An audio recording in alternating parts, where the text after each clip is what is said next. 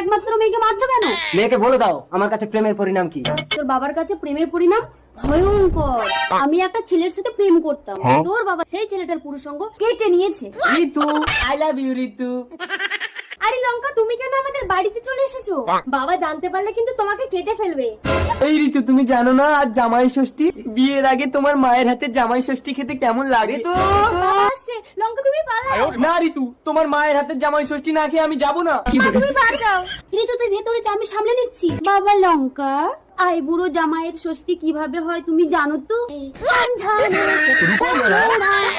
বেহাই, তুই কে রে? লঙ্কা লঙ্কা।